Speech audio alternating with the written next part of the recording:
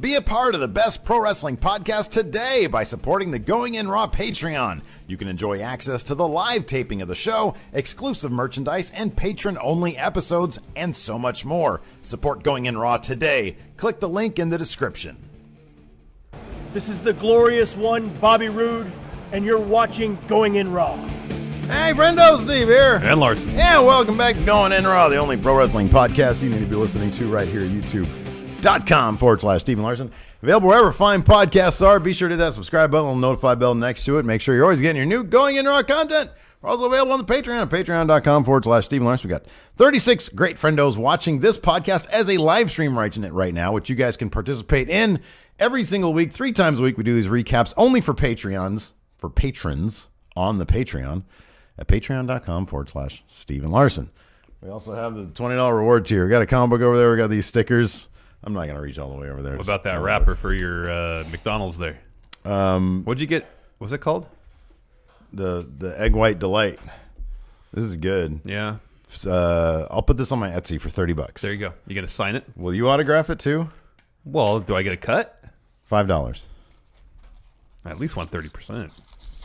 It'll be a chat trivia prize for next week. All right, here. Give that to me. Couldn't even really sign it. It's like a crap pen too, I think. Yeah, see. Anyways, we're also at prowrestlingtees.com/Going In Raw. We've got a bunch of great designs. We got to get some more up though, man. We have to commit to that. Yeah, I know. We have the bandwidth. I know. We just need to do the thing. Also, later on today, we're going to be playing some bad wrestling. That's the wrong controller. This is on Xbox, but we play it on PS4. That's at twitch.tv/Steven Larson. 3 p.m. I am actually excited these days about 205 Live, Larson.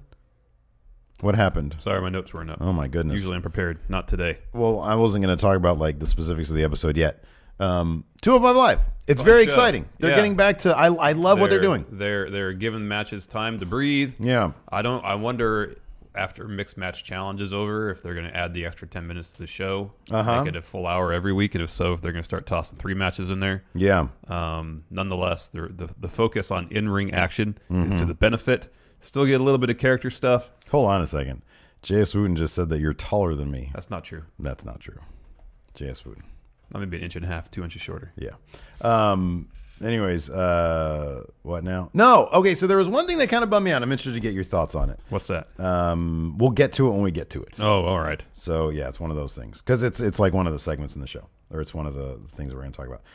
So, anyways, 205 Live. Look, they keep it simple. They focus on the wrestling. Hold on, let me guess. Are you bummed out that Drake Maverick was giving Drew Gulak business about... Were you too? Yeah. Yeah, me too. I don't want them to lose all the personalities. I know. I need some personality there. Yeah. I mean, going to go back to Camelot, Drew Gulak. I understand the point that they're kind of just doing a snapback, if you will, to what people sort of came to the Cruiserweight Classic for in the first place, and I'm all for that.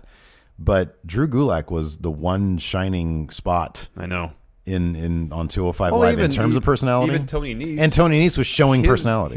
His thing about counting his abs wasn't overriding what he could do in the ring. I just think they were telling him, don't do all you can do in the ring. Yeah, I know. You do need some personality. Yeah. We need to know who these people are and what their deal is, and if they can pull it off. Look, they don't have to. Okay, so for example, I liked Daivari as that character. I thought it was fine.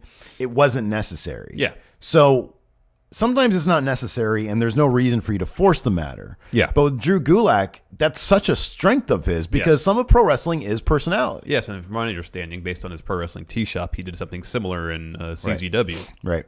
You know, advocating and politicking for his vision of the promotion. Right. So this falls in line with that. He has experience doing it. He does it really well. Yeah. As long as it doesn't detract from his in-ring work, then I mean, he doesn't go so far as doing the PowerPoint presentation and doing all the slides and stuff. But the general idea of his character saying, here, no, this is really how we should do it. Ground-based wrestling, technical wrestling. Keep that. Because then he's an alternative to all the high flyers. Or even the strikers or technical wrestlers like Roderick Strong. He's an alternative to all that. Yeah. No, I agree with that. But it kicked off. I mean, our main issue with 205 Live still kind of stands. Although it's funny watching it now How done I was with the Zotrain stuff makes me really happy. And granted, it was under terrible circumstances that Enzo got the boot, and that's all still weird. But the idea that now it's gone and those people don't have to just sort of, and that belt isn't just wrapped up in some guy who couldn't wrestle. I mean, I'm pretty happy about the fact that, and it's funny, during that little Drew Gulak, Tony Nese bit, Rockstar Spud even said, that train has left the station, which I took as a double meaning, sort of a not so sly way of saying the Zo train is done with. And I like that. I thought that was actually a clever piece of writing. And I do like, despite what Drake Maverick said to Gulak and Nese, I do like the idea that, okay, we're going to focus on putting on the best matches every week. That's great. Just don't lose all the personality. Right, exactly. I mean, so when they... You still need to have some storylines motivating the matches. You can't just have people squared off in matches for random or non-existent reasons. Right. I mean, when they brought Neville in, that sort of was a great kicking off moment for like actually bringing in personality. He's a bad guy. It was him and then Austin Aries. Exactly. He walked out from behind the commentary desk and started to wrestle. Yeah. Because at a certain point, I mean, I'm all about the competition aspect of it. I think that should be the forefront of it. But eventually, if you stop sort of, I mean, I'll put it this way: PWG, right? You go in there, and anybody who's even fresh to that experience and to those wrestlers, the perfect example is Ricochet versus Lio Rush when we went to see it live. They told the story. I didn't have to know who either of these guys were. This is the first time I'd ever seen Lio Rush or heard of him. Yeah. And yet they told a story in their presentation when they came out without saying a word. They told the story. Lio Rush, the young upstart, Ricochet, kind of the dickish. He was playing heel in the he was a veteran match. That was taking him lightly almost. Yeah, I mean, all you really need to know going in that match it was Lio Rush's first match there, and Ricochet had been in PWG for a while. There are ways to tell stories cold, just in the ring, week to week, so they can do that. That type of thing as well, but people want a reason to continue to tune in terms of serializing it a little bit, and that's where stories and personality. And I like Victory. Before they did it, they look at the sign. That's the goal. And I guess it's a parallel to the Cruiserweight Classic, where most of those matches there was no story in advance of the matches. They're all trying to achieve the same goal, which is win the tournament, become the first Cruiserweight champion. But the drama of the matches was building to that moment because everybody was striving for the same goal. And it's kind of the same thing now. Everybody's to come up with more ideas like that. But I mean, I'm sure there are plenty of different ways if they're clever enough they can keep it competition focused. But still include the personalities. And I think at times they kind of go a bit overboard with the use of these iPhone promos. But I like that they're natural. I like that they seem a bit more spontaneous. People show a bit more of their actual personality rather than having to do scripted stuff. So if they can find a good balance of using those plus like the TJP promo, which is more traditional but still effective, with these mix of video packages, as long as they get some new footage for some of these. You look at the Mark Andrews. It's all their recycling stuff in the United Kingdom tournament. It's all good ways, effective ways to build. It's infecting. It's like a virus or something, and now it's infecting 2055. Just keep it for Mixed Match Challenge. Give that its own. Dorado in the first match. This is a good match. They gave it. I mean, God, there's only two. There was only two matches. Each got about 20 minutes. Yeah. So, and the crowd, as few people as there were there, they really got into it. Both matches got eventually, woke the crowd up. That is still, I mean, in my opinion, I know probably yours too, that is still a major issue. Oh yeah. Like how they shoot these things. I think it's funny because I think there's like a million ways they could do it. They could do it in the venues they're in.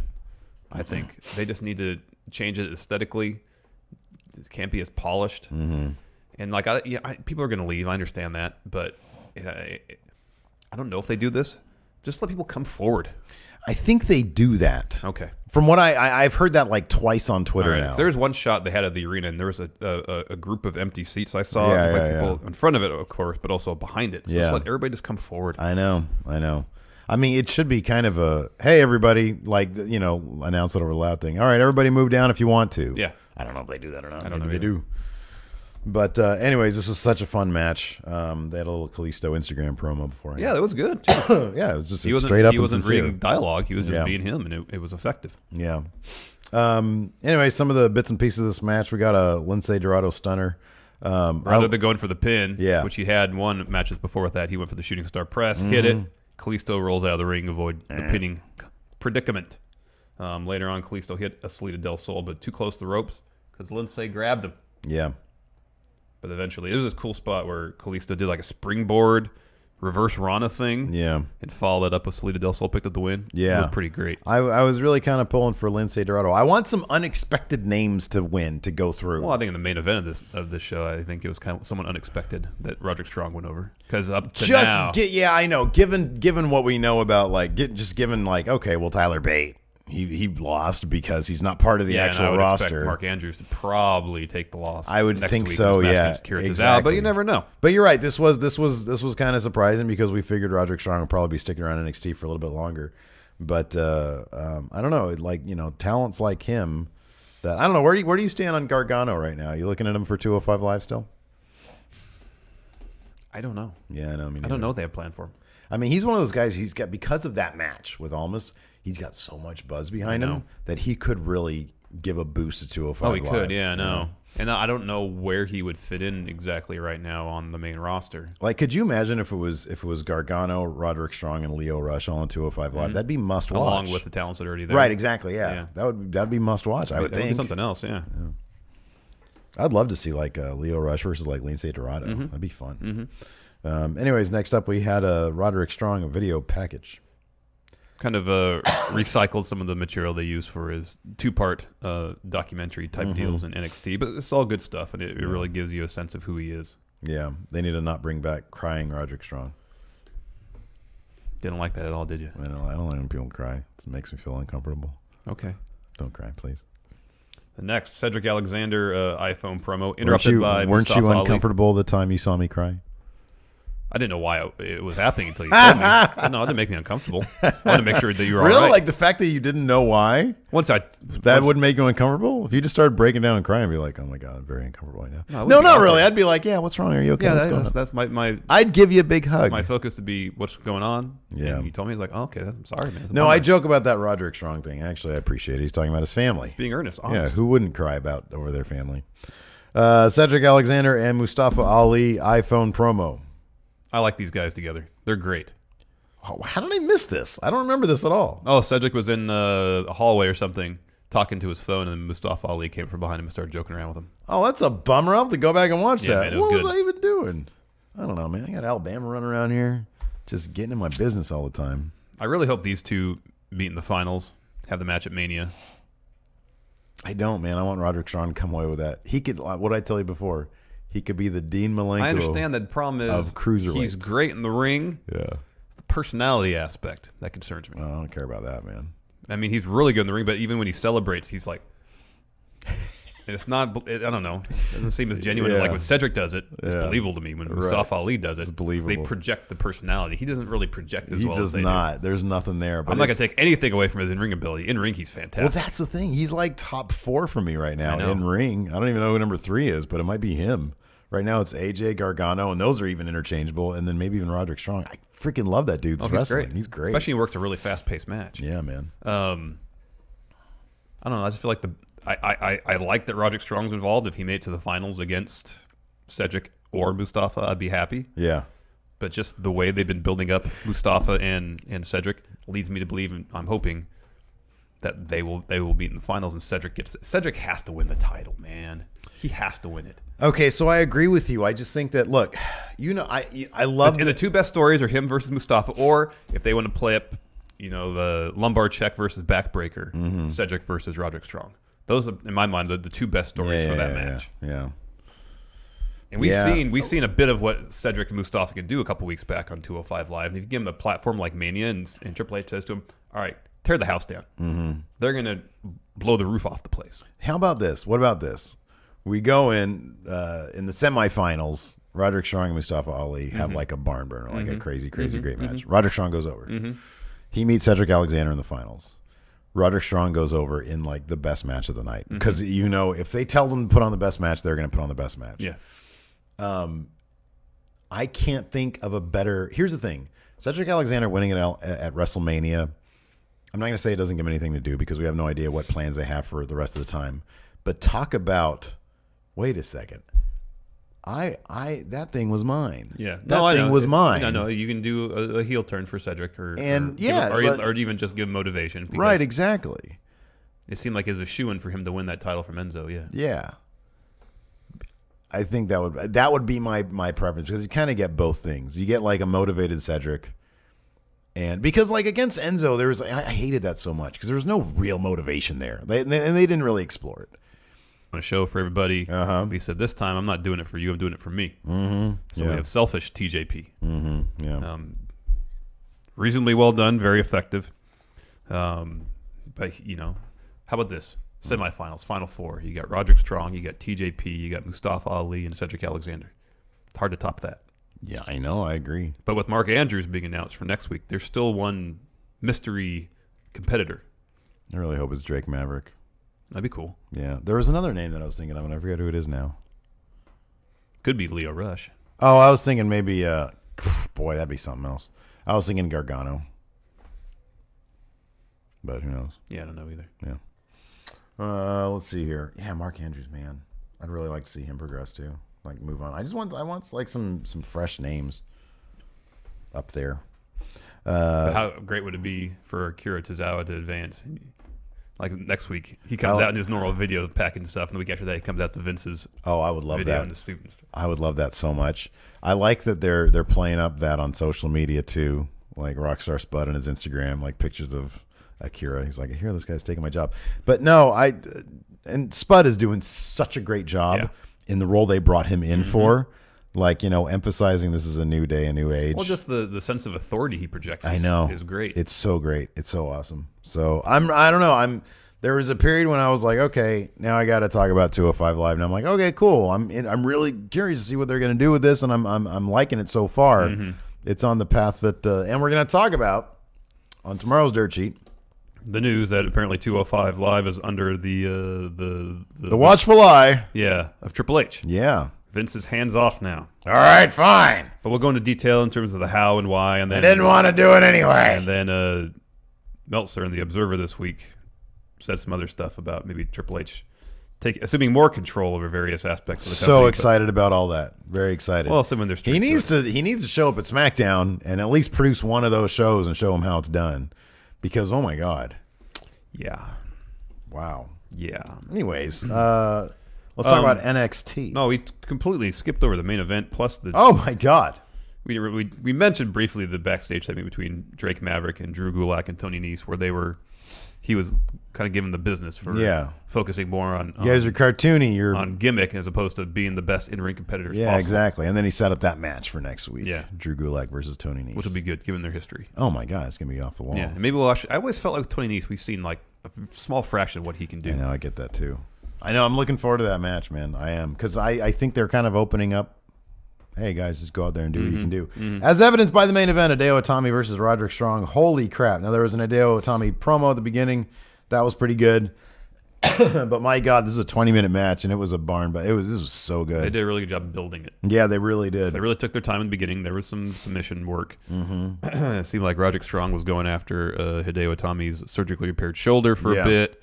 But then towards the end, it was just striking. Backbreaker. Roderick Strong picked up Itami and threw him back first against the apron. A couple times, Itami was setting Roderick Strong up for his finisher. He'd always reverse it. Eventually hit End of Heartache, picked up the win. Yeah, it was crazy. Yeah, no, this is really good. And like you said, kind of surprising. Like, I'm bummed out that I knew who, because I didn't watch it live, but of course after the fact. Yeah. I don't know. WWE makes it so hard to avoid spoilers anyways, because I'm following all their accounts and they always post up like, especially NXT, like when they air it live, they always post up like Instagram pictures of like them backstage. Whoever won gets like a picture. That's why I don't really avoid spoilers when they do the tapings.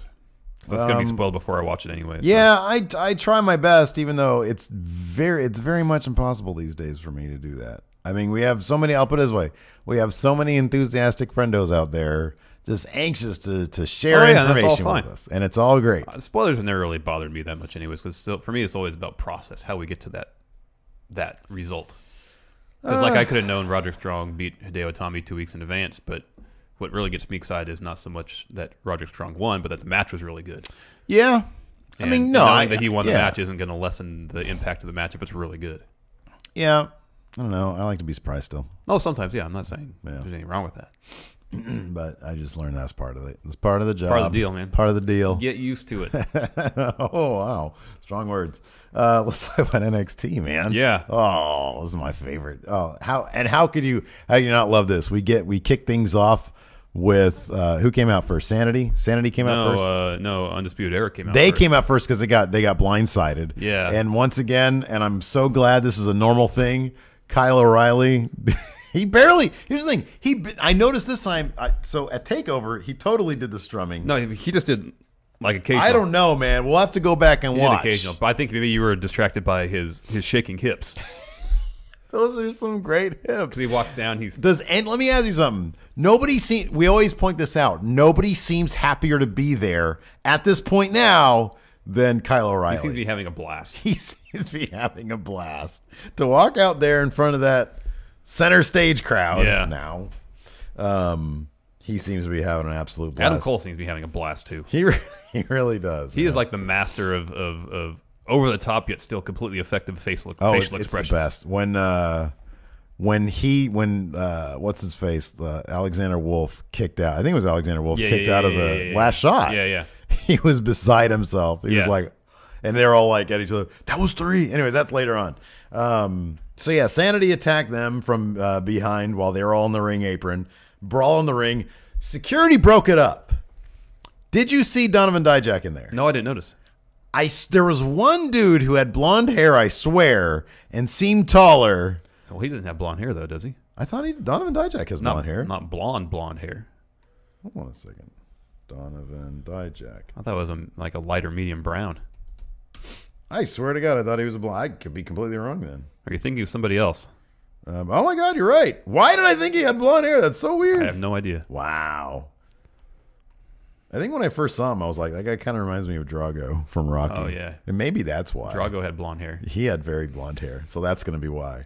So anyways, I mean, maybe, I don't know. Do you remember seeing this guy in security? I really Maybe wasn't paying attention to security. Oh, I was. I am obsessed with this Donovan Dijak in All right. security. Yeah, So kind do you recognize this man? Well, I told you I wasn't really paying attention to security. Hold on, I want to see if anybody here in chat recognize. Can anybody go back and watch the tape, please? Because I want to know if he was part of it. Because wouldn't then Undisputed Era be like, "Hey, we know you. What are you doing? And what are you doing?" Sorry, it's like a guy who has amnesia or something. Hey, Oh, what sorry, are I you was doing? on that. What'd you say? What's What'd going you on? just What say? are you looking at over there? Oh no, that popped up. Looking at our analytics? No, I was looking at chat. Then I zoned out. What'd you just say? I forget what I said. To be honest, wow, was not important. All right. I was making a joke. Oh, okay. You got to be in on it, man. Sorry, Gotta pay attention. I was going through chat here, seeing if anybody had any clue whether Donovan Dijak was there or not. You were asked chat to do something, and I was looking for. These their are very response. important. These are very important questions that I have. All right. Anyways, brawl happens. Security breaks it up. Undisputed Era walks up to the top of the ramp. They're met by William Regal. Mm-hmm. He says, "Tonight, 6-man tornado tag match: Sanity versus Undisputed Era." Oh, wow. So Manuel Garcia de Paredes tried to look for him as well. Dami Ray says there was, let's see here. Dami Ray is talking about a guy with dyed purple hair. I'm not talking about that. I want to know if Donovan Dijak was there. Anyways, yeah. Regal, boy, these two teams really take the piss out of Regal, don't they? Oh yeah, He gets so frustrated with them. so mad. He's in the wood. In the wood. If you will. He comes out and he says, "Tornado tag match. My God, man. Get a hold of yourselves." It's wrestling, Regal. Jeez. They're just in the ring fighting. I know. It's like, what do you want them to be doing? It was less chaotic than the main event. Right. I know. Man. Get some order. Let the tag match happen as scheduled. Tornado tag match for our main event. Let's settle this. Let's settle this now. It's only going to make things worse. I know. Anyways, next match, your favorite, Heavy Machinery. No, hold on a second. That's actually a good point. He puts him in a War Games match. He books Adam Cole for an Extreme Rules match, and he thinks that's going to make things better. I know.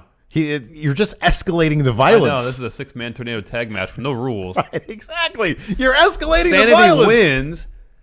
But to get that match, they lost a chance at the titles. They're still going to want that title match. I know. You're prolonging this. You're just making things worse. You come out there, you say, Adam Cole, Killian Dane, banned from ringside. Yeah.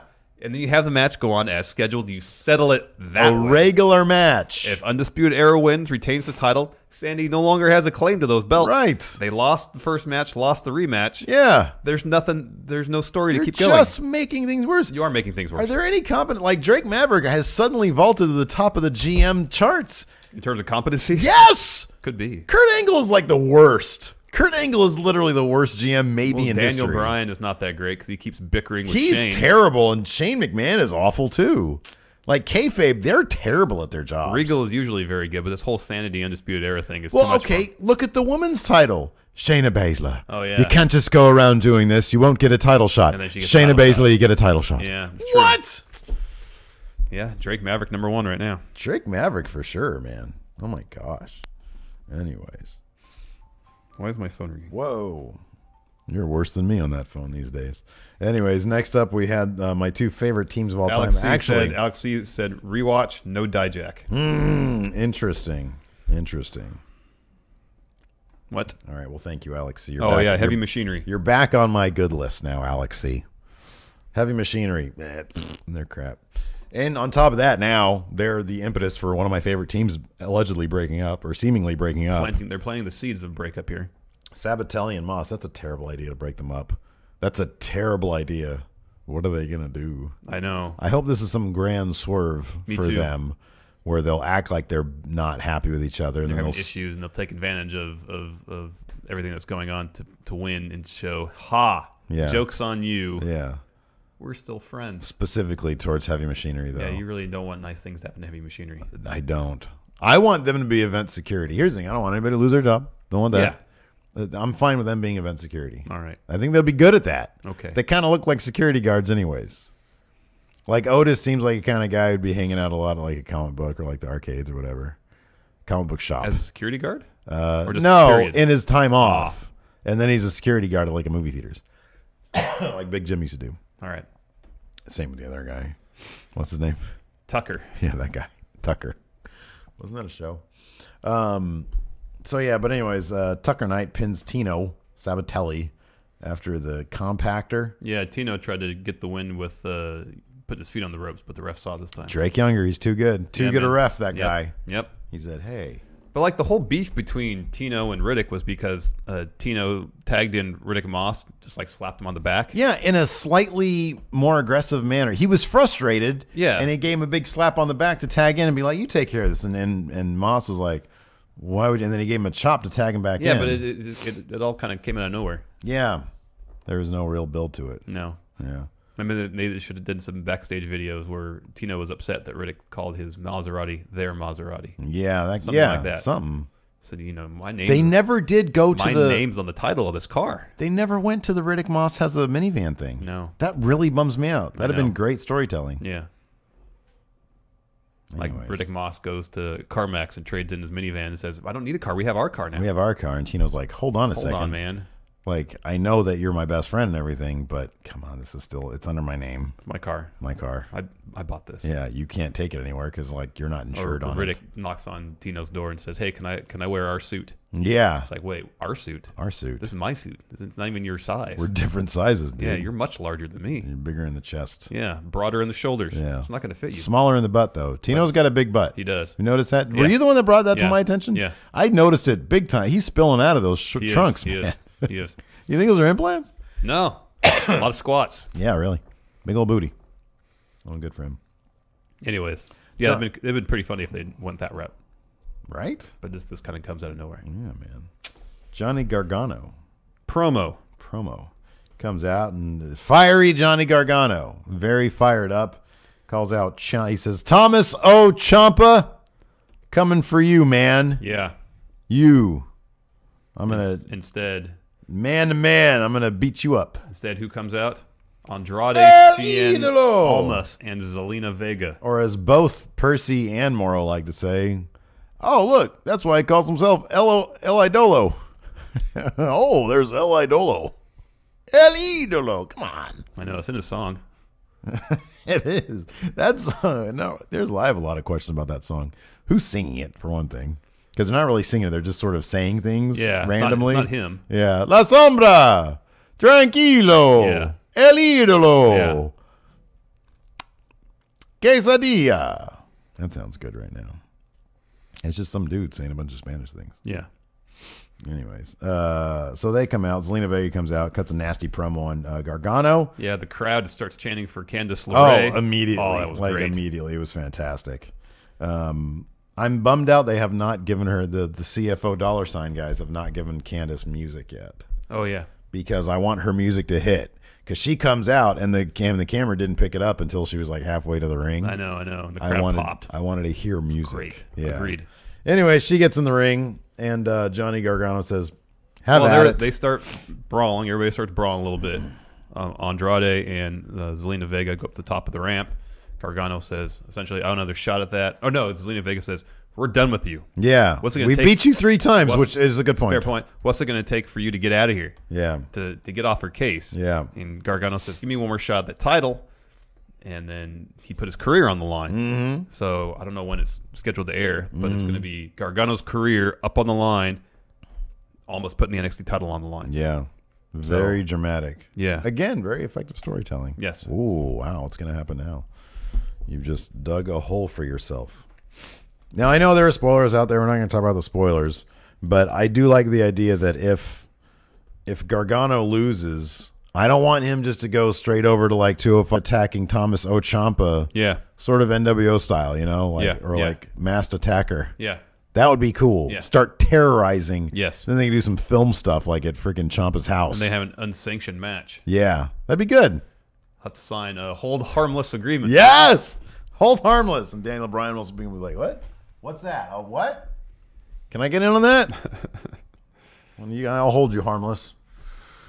Next up, Shayna Baszler with an impromptu press conference with one working iPhone and one not working iPhone. Yeah. I love her. Dude, are they doing all this Shayna Baszler stuff at the expense of Ember Moon? Because she's really making Ember Moon look bad. Ember Moon has to go over at this next one. Otherwise, she's going to be, I hate saying this word, she's going to be buried. She lost. She couldn't win. She couldn't beat Asuka. Mm-hmm. And then Shayna Baszler was dominant in their match. Mm-hmm. And I mean, I think did Ember even have one title defense between? Yeah. She defended it against Sonya Deville, I think, on episode of NXT. Oh, that was okay. Yeah, because I know she had a fight against Peyton Royce, but I don't know if that was for the title. I don't remember if it was the title either, but I don't she remember defended that. against Sonya Deville. Okay. But otherwise, it's been, it's been a fairly quiet run. And then all of a sudden, Shayna Baszler shows up. And I'm sorry, dude. I freaking love all of her, like her press conferences, her promos. I think she comes off as legit as can be. Mm-hmm. I really do. Mm-hmm. I freaking love her. I think she's great. But if they don't have Ember Moon go over in this next match of theirs, they're in danger of really undercutting. Yeah, no, especially if progress she has made. Especially if she stays in NXT. I know. If this is just a really quick program for her to get kind of like a brief title run, then to drop it on her way to Maine. All right. Yeah, that's fine. Whatever. Which seems nobody's going to remember that anyways. Really plausible yeah. at this point. But if she's sticking around NXT for a while after this, if she does lose to Shayna, it's going to be kind of unfortunate. It's going to be kind of lame. Kidding. But man, I want that title on Shayna soon because I think she's fantastic. Next up, we had Tyler Bate needs to wake up a little bit, man. Yeah, man, he always seems so sleepy. He always seems so sleepy. Like I can barely make out what he's saying. So remember his, and we've seen it thousands of times. It feels like his interviews he did for the United Kingdom tournament. God, I know. He seems so energetic. Well, he seems, much more energetic. Yeah, I mean, he has energy. Yeah, he seems his ability to project personality was evident in those videos. That's whereas now he just seems like, you want me to say what? All right. I know. And he says it, and that's it. All these great people here. Roderick Strong, Hideo Itami, it's all great. And then we've got also over here in NXT, we've got people like, and it's like, oh my God, dude. Snappy. Yeah. Come on, man. You're 20 years old. You'll be fine. If you're currently experiencing if you're in the doldrums because they're not using you. Yeah, or you got some heat on you because you were actually trying to make a career for yourself instead of waiting around for them to do something with you. Yeah. You know what, man? This is welcome to corporate America. I know everything seemed great a year ago. Yeah. But it's okay. These things happen. Yep. Takes time. Yep. Anyways, so... Yeah. He essentially conclude by saying he's not done with the United Kingdom title yet. Yeah. More or less. Yeah, but he is.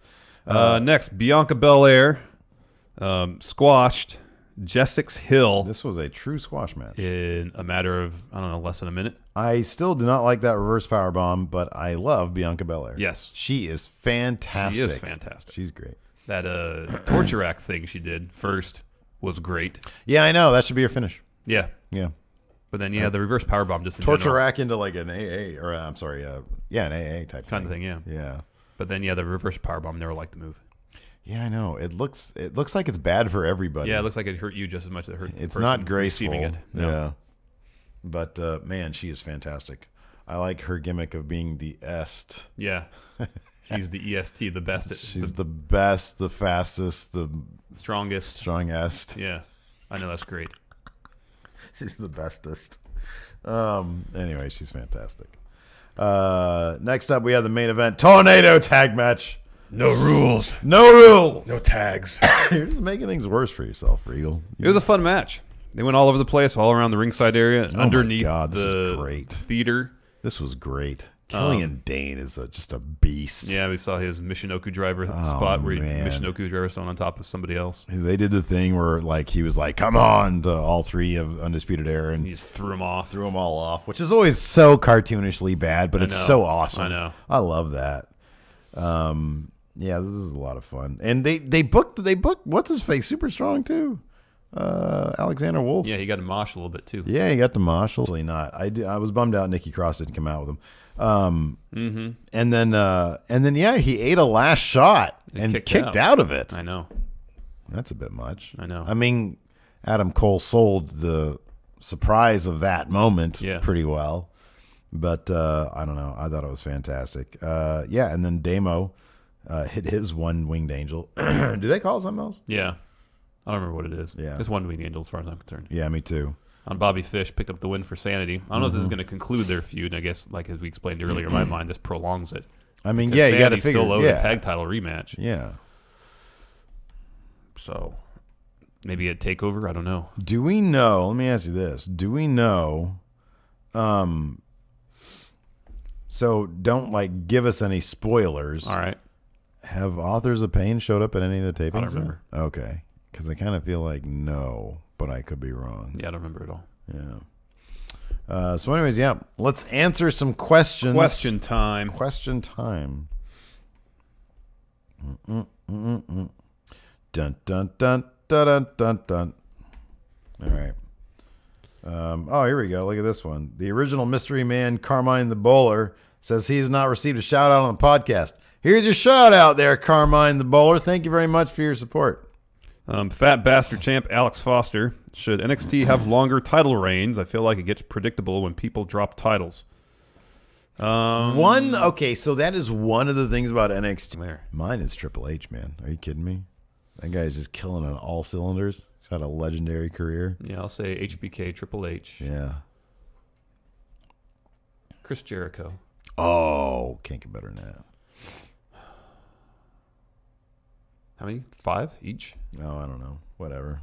Any good name? Other good names? Jerry Lawler. Learn how to book yourself strong in your own territory. Yeah, exactly. I feel like a lot of info from that generation would be like, I literally can't use that info right now. Yeah. Like it's just a different climate. So I'm trying to think in my mind.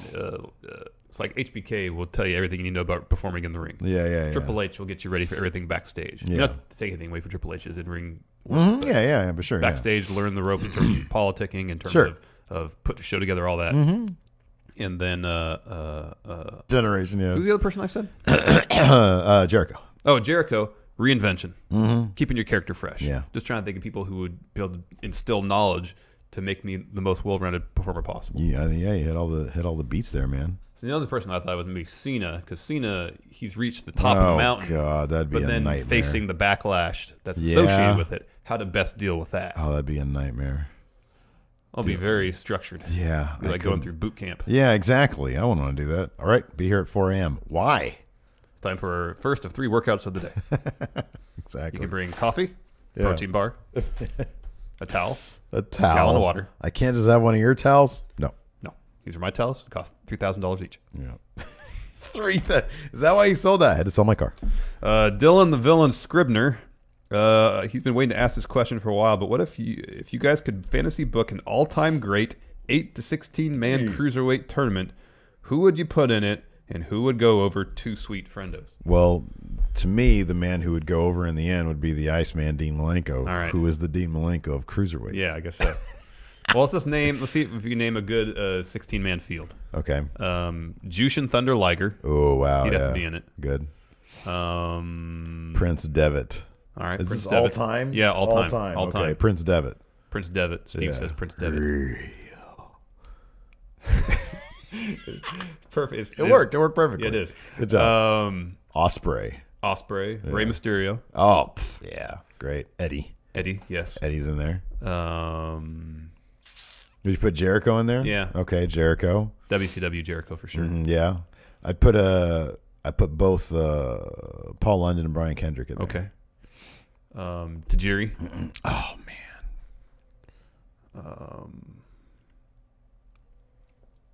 Trying to think of some. I don't know if he's considered a cruiserweight, but I think so. Pentagon Jr. Okay, yeah, sure. That's 10. 10. Need Okay. 6 more. We need 6 more. Kota Ibushi. Yes. Yeah. Let's see here. That's Who 11. else? Psychosis. Mm-hmm. Juventud Guerrera. I'm just going to WCW Yeah, I know. right now. I know. We need 3 more. Yeah. We need 3 more. Trying to think of some more junior heavyweights. Was Laparca a junior? Was he a cruiserweight? I don't know. He was always kind of hefty for. He seemed like somebody hefty needs to to be- check him on the scales. About Tiger Mask. Sure, why not? Oh, that's a good one. And then the Young Bucks. All right. There you go. 17-man field. 17. We'll have a. Thought Oh, I- 16. 16. Sorry. I thought there was an extra finger. Oh, Pentagon is billed at 207. Well, if we go traditional junior heavyweight, I think it's 225 Oh, okay, yeah. or traditional cruiserweight. Very good. All right. Let's see here. And then Dean Malenko, the cruiserweight, the cruiserweight of Dean Malenko's goes over. Super nerdy Sama. One thing that came to mind while watching SmackDown is the awkward pacing of this Daniel Bryan Shane McMahon story. Imagine the writers of this material pay attention to how it's all received by the fans. What do you think their morale is in current day WWE? Do you think it is a good place or not? And what could be some factors affecting it, maybe as fans could assist in alleviating? I don't know, man. I watch a lot of when you look at the Mix Max Challenge videos, when you see them all on social media goofing around, I suspect that it's probably decent. I think it's probably wrestler to wrestler. I think he's not talking about the morale of the wrestlers. Well, I'm He's sorry, about what the he's morale talking of creative.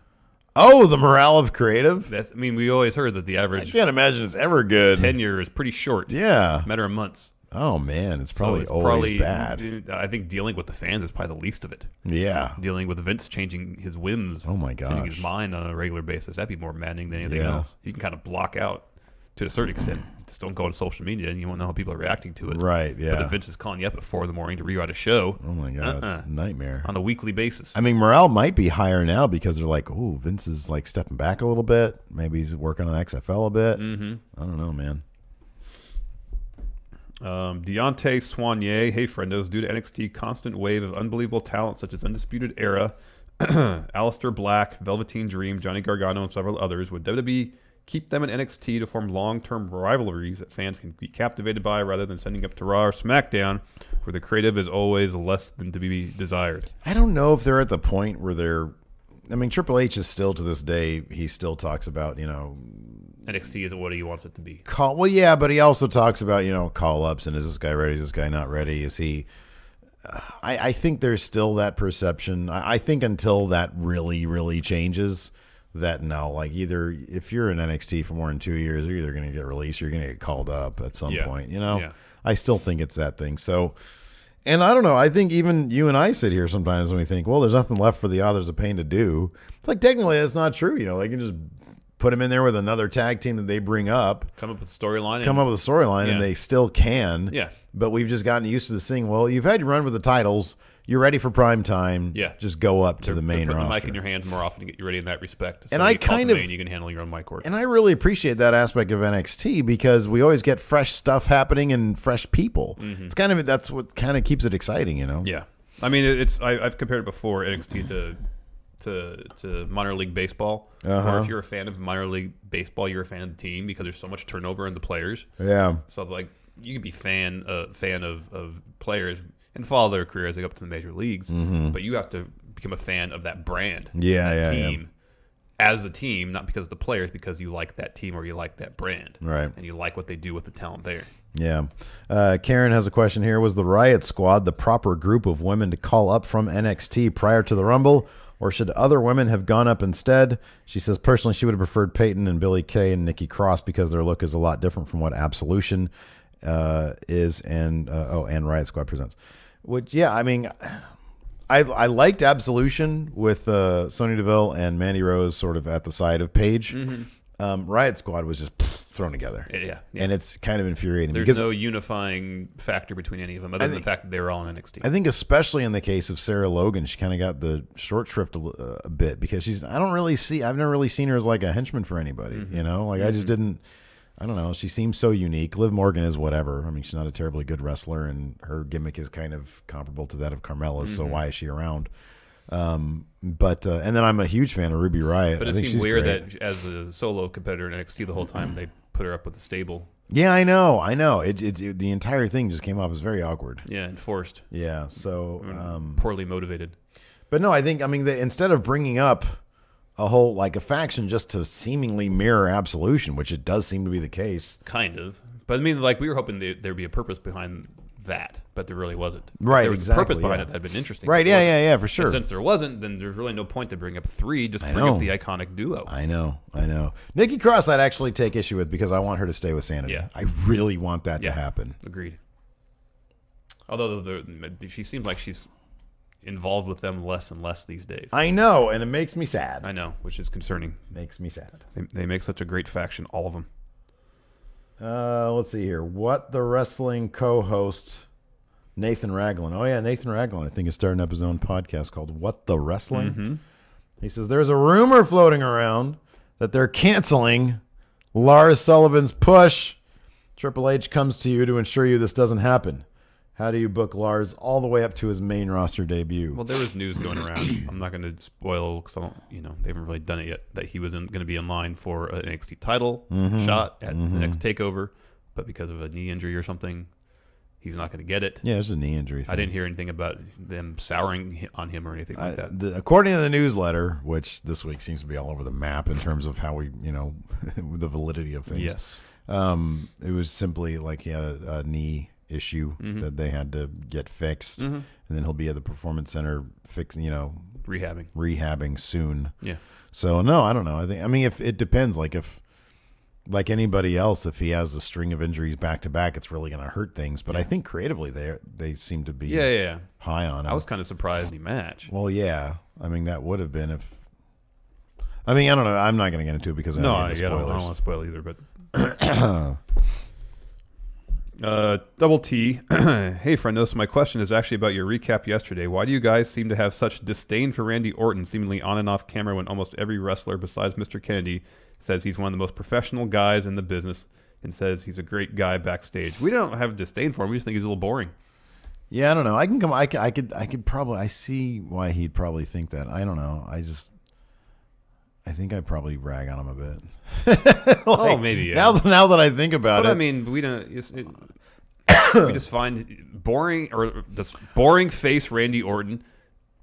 It's just not a character I don't think we necessarily want up in the upper card contending for titles because it doesn't really seem to bring out the best in him. So it doesn't really bring out the best in whoever he's feuding against. It's multiple things. I'll set the record straight for me on Randy Orton.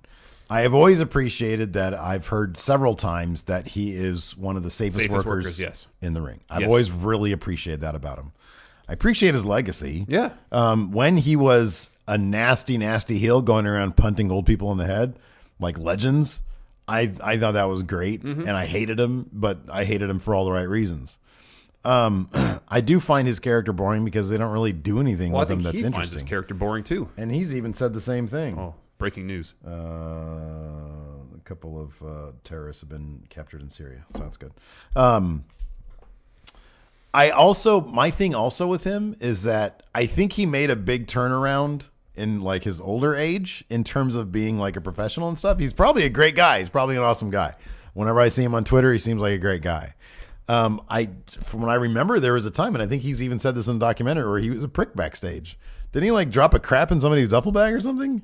And then he had like a problem, like, I don't know, saying some really mean things to some of the divas backstage. Yeah, that sounds right. I mean, I think he even copped to that. And so that's kind of more the lasting impression I have with him, even though, like, I don't know, I like Orton. I think he seems like a decent fellow these days. Yeah. His social media cracks me up, you know. Like, you see pictures of him and his wife goofing around on Instagram. It's hilarious. Mm-hmm. So, I don't know. I like Orton. I just think that I like new, man. I like new faces. And he's been around so long. It's just, I don't find it interesting. Yeah. Like, every time, like last year ago this time, they were going down an interesting road with him and Orton and Wyatt, and we were both into it. Yeah, so long as the result wasn't. We were like, here's 5 ways that they could go with this that's really, really cool. And then here's the way that they probably will go. And that's what they did. And that was the worst possible outcome. Yeah. And that's what they did. So there's my story on how I feel about Randy Orton. Yeah. No, I can't disagree with any of that. Yeah. The Nightcrawler. Hey, guys. So not everyone is a 5-star match machine. Honestly, there's probably only 3 in wrestling today. But my question is, power rank some 3.5 to 4.5 match machines in the WWE. I don't know where they place, but the 2 that come to mind for him are Kevin Owens and Charlotte. Mm-hmm. Kevin Owens, yes. Sami Zayn. Yep. Seth Rollins. Yes. From Samoa Joe. Yeah. Aleister Black. Oh, yeah. Going to NXT. Yeah. He's put on some really fun matches. Oh, yeah, for sure. Adam Cole could probably put on 3.5-star match at any time. Oh, yeah, yeah. Yes, Patrick Beals is being a security guard that breaks up a brawl, basically WWE's version of the Young Lions. More or less. Yes, and it's awesome. The Shogun Zodiac. I'm surprised Steve isn't a huge heavy machinery fan. They are Prime Haas, and Dozovic is hilarious. Dude, Dozovic is pretty funny. So here's the... I don't mind Otis at all. Here's the Haas that I like. I like an old bastard, like early 1980s Texas Haas, who wears jeans, has a big old gut hanging out. And when you see him, you're like, this guy, I think he really thinks it's real. Mm-hmm. And then he puts on fights that like feel real. If you go back and look at like WCCW in the early 80s, look at guys like Michael Hayes, who granted he wasn't like a surly guy. He was a very fun-loving guy. But like those types that just make you feel like, oh, this dude thinks it's real. Yeah. And he makes it look real. These look like real fights. All right. Heavy machinery too goofball. I'm not a fan of goofball. That's what I don't like. I don't like goofball, man. All right. I don't like it. El Pupacabra. Hey, friendos, what do you guys think of a King of the Hill type tournament for 205 Live every week after Mania, where 2 will fight, and the winner will have a match the next week, and so on until someone can beat them? Sort of a weekly open challenge with a streak on the line where everyone is trying to get the highest win streak. Doing this could open up ways for returns, debuts, get the crowd involved, and add stakes to the matches. Not a terrible idea. Just be interesting if at some point down the line, if you win X number of matches in a row, you get a title shot or something like that. Yeah. You know? No, I like rankings. Rankings sounds great. Yeah, anything like that's generally pretty good. Wait, what did you just say? I said anything like that's generally pretty good. Okay. What did you think I said? I thought you said, yeah, anchovies are pretty good. I don't know if I've ever had an anchovy before. Have you? Yeah, I don't like them. This is a good question. Robert Haynes, how should Killian Dane be pushed on the main roster? At some point, they have to do a break from Sanity. He's kind of their Braun. Yeah. He's kind of their Braun. Yeah. But I don't know, man. Because you already have Braun. I know. Braun is such a unique I kind of figure. feel like when they bring Sanity up, they're going to do something. They kind of... It's kind of have to be a New Day approach where they put them in the tag division for a little bit and they can freebird the titles and then build off stories from there with them. Bring them up as a unit, have them compete as a unit at first, and then have Killian Dane break away or have them break up or something. You know? Because both him and Eric Young, I think, could be successful singles competitors. I wonder about Eric Young these days. He's a bit old. No, I mean, I think he could be. I'd rather see them as like just a really strong tag team. I mean, he totally could be. Yeah, He's been that before. But I mean, Alexander Wolf, he's great, but I don't know he's what not, his ceiling is. Yeah, as a singles competitor. exactly. Which is why I'm like, cool. Like, you want all your divisions to be as strong as possible. Yes. And that's why I don't really want the New Day to break up. I think it'd be a lot more fun for them to freebird the singles titles, but I don't want them to break up because then you just have like 3 singles guys floating around there. Yeah, exactly. Exactly. Tommy, the best value cat. Which route for Ricochet will be better? 1 or A, 1 year term, bring him up at the Rumble with his road to WrestleMania, be his dream match versus AJ, or B, long term him in NXT, defeating Aleister Black for the title and having an Asuka type run. Thank you, friendos. Fly, Eagles fly. I don't want another undefeated thing anytime soon with anybody. Yeah. I don't want that. Ricochet can eat losses. I kind of and like be fine. how a lot of people, they bring him in and just have him lose right away. Adam Cole's lost a lot. Yeah, I know exactly. I know. Finn Balor him. He said he wanted the Finn Balor route, whatever the Finn Balor route was. Yeah, I think Finn. How long was he there for? A couple of years. He was champ for 297 days or something like that. Yeah. So he was there for a couple of years. So yeah, have him there for a couple of years. Make him the face of the brand while he's there, and then bring him up, and then yeah. Imagine a AJ Ricochet match. That'd be great. I'm choosing right now between 7 stars, a big wheel, and then whatever the hell this thing is that Lacey's showing me. But yeah, the big wheel. Can't go wrong with the big wheel. Nope. Anyways, let's see here. Philly Flexer says, "I'm sorry, but am I the only one who doesn't understand what est means for Bianca Belair? Help me out." She's the bestest, the fastest, the And strongest. then Tim Morris gets it wrong. He says it means established. No, man. They say it. They literally say it every single time. Yeah. Just listen to the commentary. I know. It means she's a strong est, fast est, Best est. best est, Yeah. Yeah. cool est. Randy Orton's voices, which is more likely, 205 Live gets canceled or NXT moves to 2 hours? What's more likely? Yeah. Well- NXT getting the second hour. I think now that 205 Live is kind of hitting the reset button, they're going to get a new chance. Yeah, but what if their reset button lands them in the top 20 again? Because like this past week, they're at number 11. Yeah.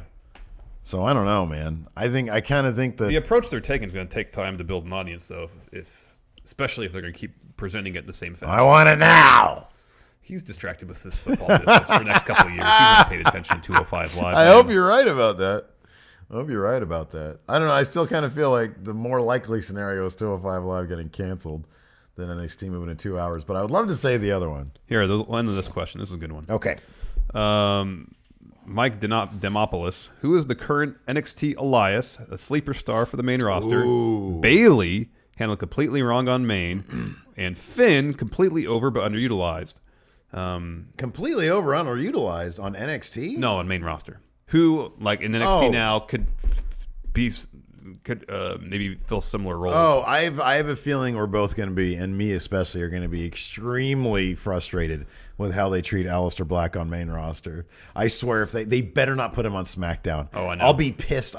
I'll literally be upset, angry, if they put him on SmackDown. Yeah.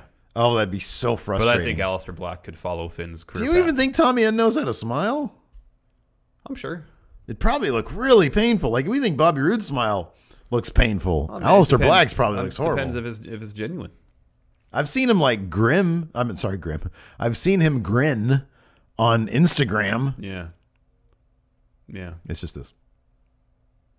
So He raises his eyebrows a little bit. Who in NXT now could be Elias? Someone who is more, whose gimmick is probably more suited for main versus NXT, like Triple H said in that interview. Yeah. All right, name some people. Heavy Machinery. No, I guarantee you don't like. I think those guys are great for Donovan Dijak.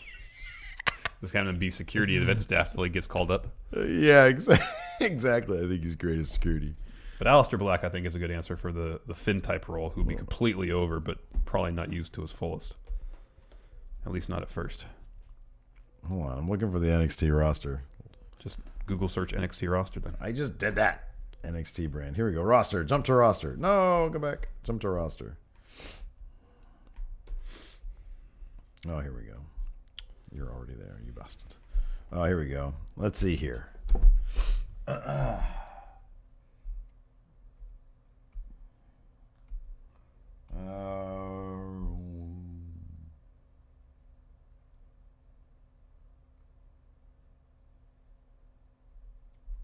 Only Lorcan.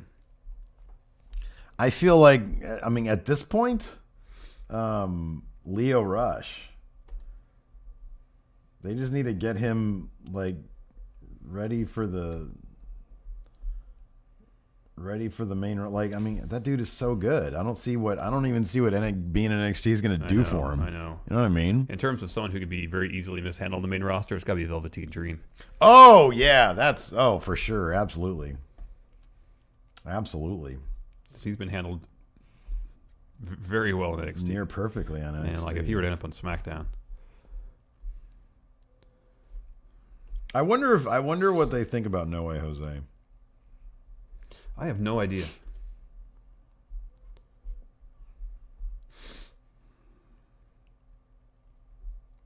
Yeah, I have no idea. Yeah, I don't know what their thoughts on him are. But yeah, I could see. I mean, Leo Rush, man. I don't know if like whatever if he does have attitude issues or whatever, because we've kind of heard that. If that just needs to be put in the check first, but I don't know. I think put him on 205 Live tomorrow. Who? Leo Rush. Oh yeah. And my God, I mean, that'll be must-see TV Yeah. right there. I've said that for a while now. Oh, nice. Depeche Mode is coming to the Golden One Center. Ooh, exciting. Anyways, that's good. Let's get some music. Hilton's not here. He's at the All-Star game already. Yeah, man. What the hell? That's great for him. Isn't it amazing? This is the stars that we create here on Going In Raw. I'm not taking any credit for that. It's all Hilton's hard work. Our intern. Congratulations, Hilton. All our We're proud of mentoring. That is awesome. He achieved something outstanding, and you're trying to take credit for it. How dare you? He's an Emmy winner, too. I know. Take credit for that shit, It had too. nothing to do with that. I am so proud of him, though. Yeah, That we're is- super proud of That him. is amazing stuff. Anyways, I got to do the music on my own. I don't even know if it's going to work. See if it's going to work. Thumbs playing. Something's going on right now. Anyways, thanks for tuning in, everybody. Till next time, talk to you later. Bye.